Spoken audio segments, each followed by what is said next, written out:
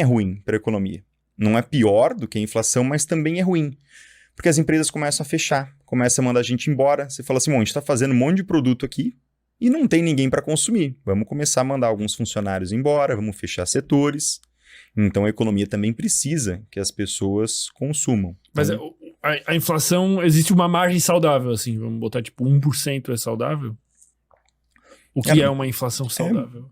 ali, entre 0,5% até uns 6%. Isso vai depender ao ano. Isso vai depender também do crescimento do país. Se o país estiver crescendo muito, mas estiver numa inflação ali de 10%, mas ele está crescendo 20% ao ano, tá tranquilo.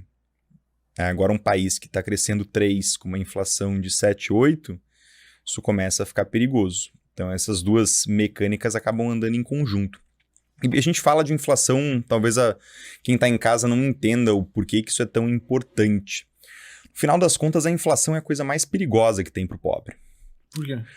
Porque o rico, quando os preços começam a subir, rico vamos colocar o cara que ganha seus 5, 10 mil, que a gente sabe que não é rico, mas que já está numa situação confortável. Um cara solteiro ou uma moça solteira ganha 5, 10 mil reais por mês. A inflação subiu, ele vai guardar um pouco menos de dinheiro, talvez deixe de comprar uma coisinha ou outra um pouco mais cara no mercado, mas vai continuar vivendo bem.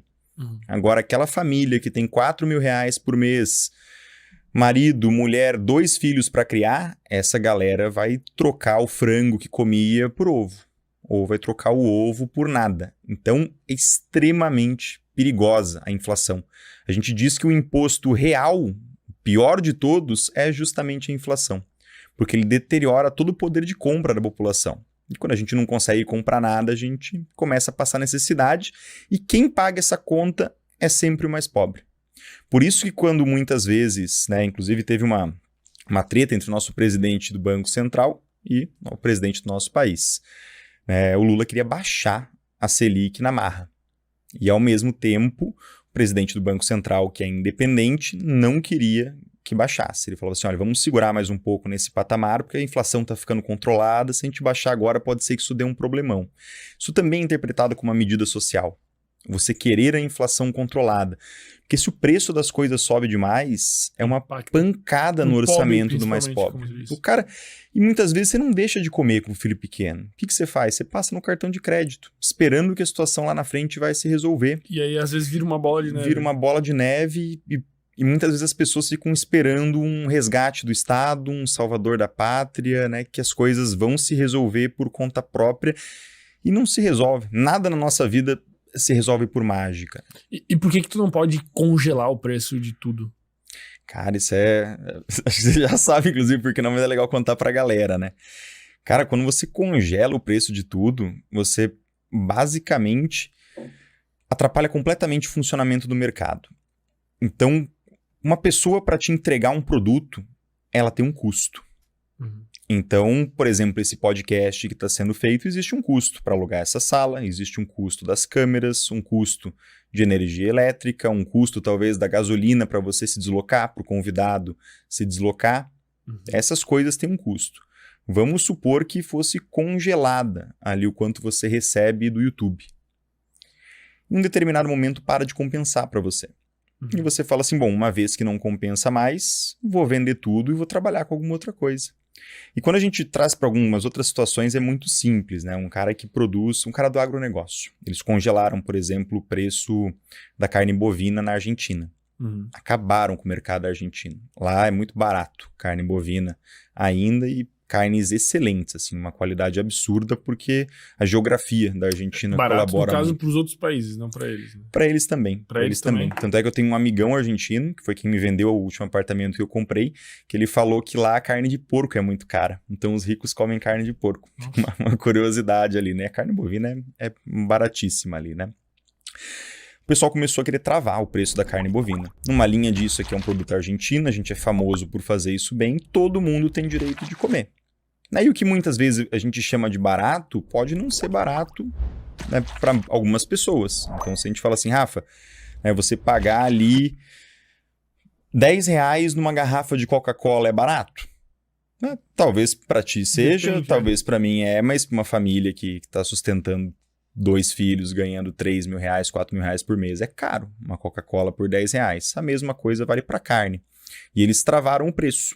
Só que ao mesmo tempo o preço das commodities no mundo subindo, o preço de fertilizantes, tem que colocar adubo naquela terra, subindo, dólar disparando, então para você comprar maquinário para poder plantar, para poder organizar tudo que vai gerar comida para esse gado, também encarecendo. No final das contas, você acaba matando o produtor e quando você mata, você simplesmente gera uma escassez absurda. Então não funciona você travar o preço. Você tem que estimular. Você quer baixar o preço da população? Reduz imposto. É um jeito muito mais fácil, só que daí o governo não quer diminuir a arrecadação. Mas você diminuindo imposto é uma forma que não afeta o produtor.